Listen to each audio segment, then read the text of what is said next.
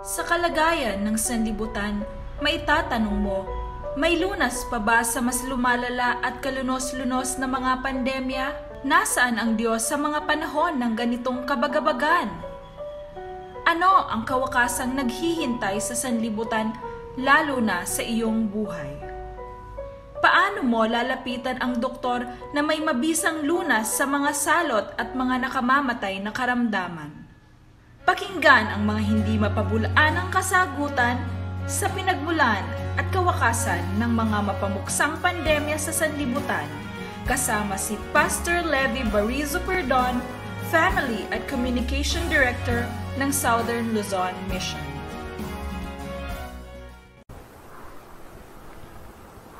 Alright, magandang gabi na pinagpala ng ating Panginoon. Tayo'y muling magsasama-sama sa isang muling napakahalagang pag-aaral sa oras na ito. Kaya mga minamahal, salamat po sa inyong patuloy na pagsubaybay sa palatuntunang ito. Ang pagpapala naman ng Panginoon ay sumaating lahat. Tayo po'y manalangin. Ama po naming banal, sa oras pong ito, kami po'y patuloy na dumadalangin, nakikiusap na kami po'y iyong patnubayan, gabayan, at salamat po sapagkat ikay nangako na kung kami hihiling ay iyo kaming tutugunin. Kaya mga banal, amin pong pinapakiusap ng iyong banal na Espiritu, siya nawang muli naming makasama at siyang patuloy na gumabay sa aming pag-aaral na ito.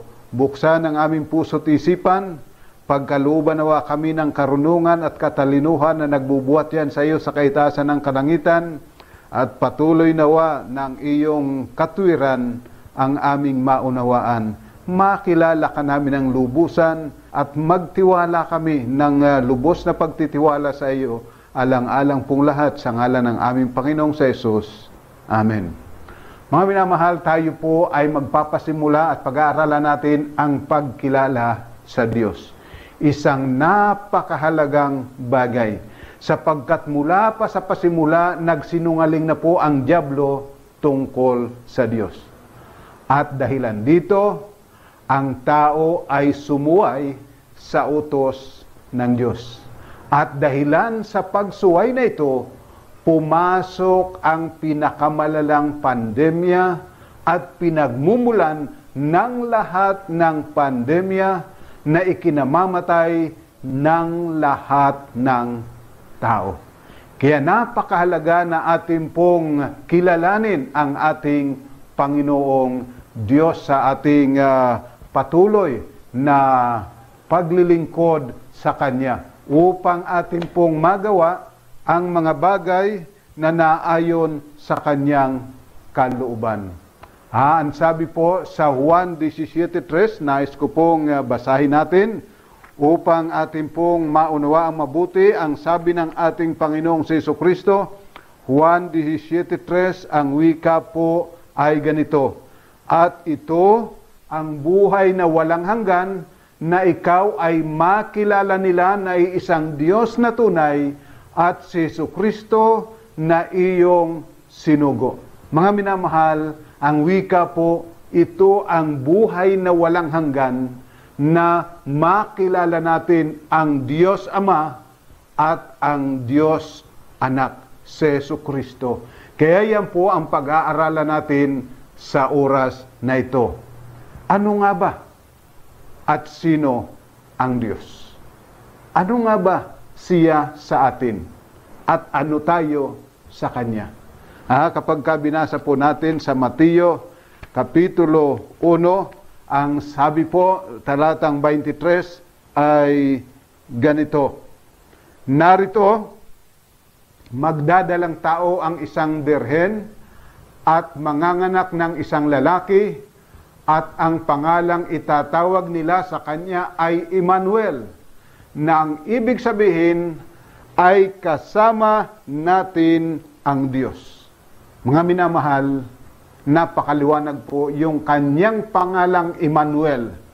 Yung pangalang ibinigay sa ating Panginoong Jesucristo na Emmanuel, ang ibig sabihin niyan, ang Diyos kasama natin. O sa ibang salita, masasabi natin, ang Diyos kakampi natin, nagmamahal sa atin. Kapag kaya niyo pong tiningnan sa Lucas 2:13 at 14, ang tala po ay ganito ang sinasabi. Lucas 2:13 at 14. At biglang sumama sa anghel ang isang malaking hukbo ng langit na nagpupuri sa Diyos at nagsasabi, luwalhati sa Diyos sa kataas-taasan at sa lupa'y kapayapaan sa mga taong kinalulugdan niya. O mga minamahal, ang sabi ng mga anghel nung ipanganak ang ating Panginoon, sila ay nagpuri ang wika, luwalhati sa Diyos sa kataas-taasan at sa lupa'y kapayapaan sa mga taong kinalulugdan niya. Alam po ninyo, si Satanas ay nagsinungaling na sinasabi ang Diyos ay mayroong bagay na nais na hindi ibigay sa atin. Datapwat dito ipinapakita na ang Diyos ng kataas-taasan ay nalulugod sa mga tao. Tayo ay kanyang kinalulugdan, tayo ay kanyang minamahal. Kapag minsan ay isip natin, baka ang Diyos ay galit na sa atin, kaya ito napakaraming parusa ang ginagawa ng Diyos sa atin. Subalit mga minamahal, ang wika, ang tao ay kanyang kinalulugdan, ibig sabihin ang tao ay kanyang minamahal. Subalit, may suliranin lang. Tayo ay patuloy sa kasalanan na ang kasalanan siya ang nagdadala ng kamatayan. Ang wika nga po sa Juan, nais ko pong basahin natin itong aklat ni San Juan, Kapitulo 1, 1 hanggang 3, pagkatapos 10 at patuloy. Ang wika po ng ating Panginoon ay ganito, sa simula ay ang salita, at ang salita ay kasama ng Diyos, at ang salita ay Diyos. Sa simula ay kasama na siya ng Diyos. Lahat ng mga bagay ay ginawa sa pamamagitan niya, at kung wala siya ay hindi nagawa ang anumang bagay na ginawa. Yan po ang katotohanan ng ating Panginoon na tinatawag na salita ng Diyos, at tinatawag ding Diyos, siya ang lumikha ng lahat ng bagay. Ang sabi po sa talatang 10 ay ganito, siya noon ay nasa sanglibutan, at ang sanglibutan ay ginawa sa pamamagitan niya. Gayon may hindi siya nakilala ng sanglibutan. Siya'y naparito sa kanyang sariling tahanan, at siya'y hindi tinanggap ng kanyang sariling bayan. Subalit ang lahat ng tumanggap sa kanya na sumasampalataya sa kanyang pangalan ay kanyang pinagkalooban sila ng karapatan na maging mga anak ng Diyos. Mga minamahal, dahilan sa pag-ibig ng Diyos, sa pag-ibig ng ating Panginoon, siya'y naparito sa ibabaw ng lupa para sa iyo at para sa akin. Subalit ang malungkot, hindi siya nakilala at hindi siya kinilala. Subalit ang tanong, bakit po siya nanaog rito sa lupa? Dito sa sanglibutan, ano ang kanyang layunin? Tingnan po natin sa Hebreo. Makikita po natin sa Hebreo, Kapitulo 2, talatang 14 at 15, ang sinasabi po ay ganito. Nais ko pong basahin sapagkat ito'y napakaganda. Kaya, yamang ang mga anak ay nakibahagi sa laman at dugo, at siya man ay nakibahagi rin sa mga bagay na ito, upang sa pamamagitan ng kamatayan ay kanyang mapuksa ang may kapangyarihan sa kamatayan, sa makatuwid ay ang diablo. At mapalaya silang lahat na dahil sa takot sa kamatayan sa buong buhay nila ay nasa ilalim ng pagkaalipin. O mga minamahal, sapagkat tayo raw ay laman at dugo, tayo'y nangamamatay, ang ating Panginoon na naog nagkatawang tao na katulad sa atin, upang sa pamagitan ng kanyang sariling kamatayan ay mapuksa niya yung may kapangyarihan sa kamatayan, sa makatuwid ay ang diablo. Alam po ninyo, kapag ka dumarating ang libu-libong kamatayan na kagaya sa pandemya o kaya sa isang aksidente o sa mga kasamaan ng tao, itinatanong natin, bakit kinuha ng Diyos? Subalit malinaw po ang sinasabi ng talata, ang may kapangyarihan sa kamatayan ay ang dyablo. Iyan ang dahilan kung bakit si Kristo ay nanaog rito sa lupa at tinanggap niya ang kamatayan upang sa pamagitan ng kanyang sariling kamatayan, ikaw at ako ay kanyang matubos. Ganyan tayo kamahal ng Diyos, bagamat siya ay tinalikdan ng sanglibutan. Ang sabi po sa Roma 6:3 ay ganito, nais ko pong basahin. 6:3 ng Roma, sapagkat ang kabayaran ng kasalanan ay kamatayan, ngunit ang kaloob ng Diyos na walang bayad ay buhay na walang hanggan kay Kristo Jesus na Panginoon natin. O mga minamahal, napakaliwanag po ang kabayaran ng kasalanan, kamatayan. Kung tayo'y nagkakaroon ng kamatayan ay sapagkat nariyan ang kasalanan. Datapwat mayroong kaloob ang Diyos, buhay na walang hanggan diyan kay Kristo Jesus na Panginoon natin. Kaya't marapat lang mga minamahal na tanggapin natin ang ating Panginoon sa ating buhay. Huwag natin siyang tatalikdan at lalo tigit huwag natin siyang pararatangan na bakit mo kinuha, Panginoon, ang taong ito, napakabait naman, napakabuti at napakasipag. Panginoon, bakit mo kinuha? Kailanman hindi ninais ng Panginoon na tayo'y mamatay. Subalit mayroong isang kaaway, yung sinungaling na si Satanas. Siya ang nagdala sa atin ng kamatayan sa pamagitan ng kasalanan.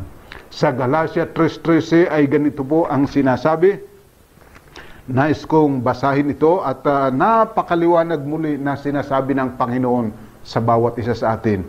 Ang wika, tinubos tayo ni Kristo mula sa sumpa ng kautusan nang siya'y maging sumpa para sa atin. Sapagkat nasusulat, sumpain ang bawat taong ibinibitay sa punong kahoy. Mga minamahal, ang wika, tinubos tayo ni Kristo mula sa sumpa ng kautusan. Kaya ang sabi po dito sa Juan 3:14 hanggang 17, dapat na ito'y unawain po nating mabuti sapagkat mga minamahal, napakahalagang katotohanan ng sinasabi rito sa Juan 3:14 hanggang 17. Ganito po ang wika. Kung paanong itinaas ni Moises sa ilang ang ahas, kailangan din namang itaas ang anak ng tao, upang sino mang sumampalataya sa kanya ay magkaroon ng buhay na walang hanggan. Sapagkat gayon na lamang ang pag-ibig ng Diyos sa sanlibutan na ibinigay niya ang kanyang tanging anak upang ang sino mang sa kanya'y sumasampalataya ay huwag mapahamak, kundi magkaroon ng buhay na walang hanggan. Sapagkat hindi sinugo ng Diyos ang anak sa sanglibutan upang hatulan ang sanglibutan, kundi upang ang sanglibutan ay maligtas sa pamamagitan niya. O mga minamahal, ang pag-ibig ng Diyos ay gayon na lamang. Ang wika, kung paanong yung ahas sa ilang na itinaas sa isang poste, ganon itataas ang ating Panginoon. Ibig sabihin, ang ating Panginoon ipapako sa cross, alang-alang sa iyo, alang-alang sa akin, sapagkat gayon na lamang ang pag-ibig ng Diyos, na kung tayo ay sasampalataya lamang sa Kanya, magkakaroon tayo ng buhay na walang hanggan. Sapagkat ang Diyos, hindi niya ibig na tayo'y hatulan, kundi upang tayo ay maligtas sa pamamagitan ng ating Panginoon. O mga minamahal, tatandaan po nating mabuti ito, walang ibang hangad ang Diyos kung hindi ikaw ay maligtas. Sinugo niya ang kanyang bugtong na anak upang ikaw ay tubusin sa lahat ng iyong mga kasalanan. Sinugo rin niya ang banal na Espiritu upang ikaw ay gabayan, upang ikaw ay tuluyan ng maligtas mula sa kasalanan. Pagkat ang ibig niya buhay na walang hanggan, hindi ang ating kamatayan. Ang pagpapala, hindi sumpa ang ibig ng Panginoon sa bawat isa sa atin. Datapwat mayroon tayong suliranin, mga minamahal. Ang sabi po sa Roma 8:6 hanggang 8, ang wika po ay ganito: sapagkat ang kaisipan ng laman ay kamatayan, subalit ang kaisipan ng Espiritu ay buhay at kapayapaan. Sapagkat ang kaisipan ng laman ay pagkapuot laban sa Diyos, sapagkat hindi ito napasasakop sa kautusan ng Diyos, ni hindi nga maaari. At ang mga nasa laman ay hindi makapagbibigay lugod sa Diyos. Mga minamahal, may suliranin po tayo. Itong ating laman, ayaw papasakop sa kautusan ng Diyos. Ayaw. Hindi talaga maaari ang wika sa banal na kasulatan. At dahilan dyan, hindi tayo makapagbigay lugod sa Diyos. Subalit alam po ba ninyo, kahit na ganon, ayaw tayong iwanan ng Panginoon. Ang sabi po sa talatang 12, dito sa 12, at patuloy ay ganito po: kaya nga, mga kapatid, mga may utang tayo hindi sa laman upang mamuhay ayon sa laman. Sapagkat kung mamumuhay kayo ayon sa laman, kayo ay mamamatay. Subalit kung sa pamagitan ng Espiritu ay pinapatay ninyo ang mga gawa ng laman, kayo ay mabubuhay. Sapagkat ang lahat ng pinapatnubayan ng Espiritu ng Diyos ay sila ang mga anak ng Diyos. O mga minamahal, napakaliwanag po ng sinasabi ng ating laman, ayaw talagang pasasakop sa kautusan ng Diyos at hindi talaga maaari. Subalit salamat sa pag-ibig ng Diyos, mahal na mahal ka niya, na isinugo ang banal na Espiritu, maliban pa kay Kristo na sinugo upang mamatay para sa atin, sinugo pa ang banal na Espiritu upang ikaw ay gabayan at sa unti-unti ay mapatay ang gawain ng laman, walang iba kung hindi ang pagsuway sa kautusan ng Diyos. Tanggapin mo lang ang ating Panginoon at ang kanyang banal na Espiritu. Sapagkat ang wika po dito sa talatang 15, sapagkat hindi kayo tumanggap ng Espiritu ng pagkaalipin upang muling matakot, kundi tumanggap kayo ng Espiritu ng pagkupkop na dahil dito'y tumatawag tayo, Aba, Ama. Ang Espiritu mismo ang nagpapatotoo kasama ng ating Espiritu na tayo'y mga anak ng Diyos. At kung mga anak ng Diyos, at kung mga anak ay mga tagapagmana rin, mga tagapagmana ng Diyos at mga kasamang tagapagmana ni Kristo, kung tunay ngang nagtitiis tayong kasama niya upang tayo iluwalhatiin namang kasama niya. O mga minamahal, napakaliwanag po na ang Diyos mismo, ang banal na Espiritu, siya ang magpapatutuo na tayo'y mga anak ng Diyos. Na maaari tayong tumawag sa Kanya ng Aba, Ama. Alam po ninyo ito, salitang Abang Ama ay ibig sabihin daddy, tatay. Yan ang ibig sabihin. Talagang tayo ay magiging anak ng Diyos sa pamagitan ng pagtanggap natin sa ating Panginoon at pagtanggap natin sa banal na Espiritu. Ang sabi nga po dito sa Roma 6, nais kong basahin dito sa Roma 6, 14 hanggang 16, sapagkat ang kasalanan ay hindi makapaghari sa inyo, sapagkat wala kayo sa ilalim ng kautusan, kundi nasa ilalim ng biyaya. Ano nga? Magkakasala ba tayo dahil tayo wala sa ilalim ng kautusan, kundi nasa ilalim ng biyaya? Huwag nawang mangyari. Hindi ba ninyo nalalaman na kung kanino ninyo inihahandog ang inyong mga sarili bilang alipin sa pagsunod, kayo ay mga alipin niya na inyong sinusunod, maging ng kasalanan tungo sa kamatayan o ng pagsunod tungo sa pagiging matuwid.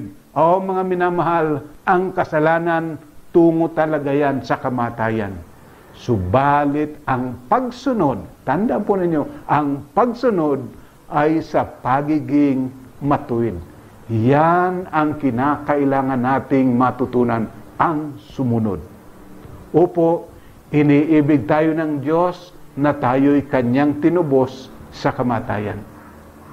At tayo'y ibinibilang na anak, na tayo ay pinalaya sa pagiging alipin ng kasalanan, na siyang nagdadala sa atin sa kamatayan. Subalit si Satanas ay hindi tumitigil, binago niya ang kautusan, at tayo ay pinaniniwala na iyon ang bagong kautusan ng Diyos. Upang kung ito ay tanggapin natin, tinanggap na rin natin na siya ang dapat na sambahin, at tinanggap na rin natin na tayo ay kinakailangang mamatay, mapinsala, mapuksa. Mga minamahal, napakahalagang katotohanan ito. Kaya ang sabi po sa 1 Juan 2:1-5, ito'y napakahalaga na marapat po nating pagkaunawaing mabuti at pakatandaan, sapagkat marami, uulitin ko po, sapagkat marami ang nagtuturo na ang kautusan ng Diyos binago na ang kautusan ng Diyos inalis na ang kautusan ng Diyos panis na. Iyan po ang sinasabi ng ibang mga mangangaral. Subalit nais ko pong basahin sa inyo ang 1 Juan 2:1-5. Ano ba ang sinasabi ni San Juan? Mga mumuntikong anak, ang mga bagay na ito ay isinusulat ko sa inyo upang kayo huwag magkasala. Ngunit ko ang sino man ay magkasala, tayo ay may tagapagtanggol sa harap ng Ama, si Jesucristo na siyang matuwid. Siya ang kabayaran para sa ating mga kasalanan, at hindi lamang para sa atin, kundi para din sa kasalanan ng buong sanglibutan. At sa ganito'y nalalaman natin na siya'y kilala natin kung tinutupad natin ang kanyang mga utos. Ang nagsasabing kilala ko siya, ngunit hindi tinutupad ang kanyang mga utos ay sinungaling, at ang katotohanan ay wala sa kanya. Ngunit ang sinumang tumutupad ng kanyang salita, tunay na nagiging ganap sa taong ito ang pag-ibig ng Diyos. Sa pamamagitan ito'y nalalaman nating tayo'y nasa Kanya. O mga minamahal, napakaliwanag po, makikilala natin, malalaman natin na tayo'y nasa Kanya, at totoong nakikilala natin siya kung tinutupad natin ang mga utos. Sapagkat ang pagkakilala sa Diyos, magdadala sa iyo na sundin ang Kanyang mga utos. Datapwat kung hindi mo siya kilala, maaari nga sabihin mo, binago na ng Diyos ang Kanyang kautusan. Sinira na ng Diyos ang Kanyang kautusan. Subalit kailanman, hindi sinisira ng Diyos at hindi sisirain ng Diyos ang Kanyang kautusan, sapagkat ang sabi ng Panginoon, mawawala na ang langit at lupa, kahit isang tuldok o isang kuwit, hindi mawawala sa kautusan ng Diyos. O mga minamahal, tayo'y magtiwala, sapagkat ang kautusan ng Diyos, ang layunin, ikaw ay iligtas mula sa kapangyarihan ni Satanas. Ang layunin ng kautusan upang mawala sa iyo yung mga pandaraya ni Satanas. Subalit sasabihin ko mga minamahal, si Satanas hindi ka titigilan hanggat hindi siya napapatay. Kaya ang sabi rito sa Apokalipsis 12 ay 17, ganito po. 12:17, ganito po ang wika. Nagalit ang dragon sa babae at umalis upang digmain ang nalabi sa binhi ng babae, ang mga tumutupad sa mga utos ng Diyos at ang mga may patutuo ni Jesus. O mga minamahal, ang wika, ang dragon, si Satanas, ang tinatawag na Diablo, tinatawag na matandang ahas, galit na galit sa tumutupad sa mga utos ng Diyos. Kaya ang dragon ay gumagawa ng lahat na pamaminsala sa bayan ng Diyos, sapagkat siya ay talagang napipikon na hindi siya sinusunod. Datapwat ang panawagan ng Panginoon dito sa Apokalipsis 14:12 ay ganito. Narito ang panawagan para sa mga pagtitiis ng mga banal, sa mga tumutupad sa mga utos ng Diyos, at humahawak ng matatag sa pananampalataya ni Jesus. Mga minamahal, ang Panginoon ay nananawagan sa atin. Ibig niya na ikaw at ako ay maligtas. Datapwat si Satanas ay galit na galit sa lahat ng sumusunod sa mga utos ng Diyos. Sa buhay natin ito, mga minamahal, ikaw ang magpapasya kung sino ang maghahari sa iyo. Ikaw ang pipili kung sino ang magiging iyong ama. Ikaw ang pipili, buhay o kamatayan. Ang sabi nga ng Panginoon sa panahon ng mga Israelita sa Deuteronomio 30, 19 at 20 ay ganito. Nais ko pong basahin sa inyo. Deuteronomio 30, 19 at 20. Ganito po ang sinasabi. Tinatawagan ko ang langit at ang lupa bilang saksi laban sa inyo sa araw na ito, na aking inilagay sa harapan mo ang buhay at kamatayan, ang pagpapala at sumpa. Kaya't piliin mo at ng iyong binhi ang buhay upang ikaw ay mabuhay.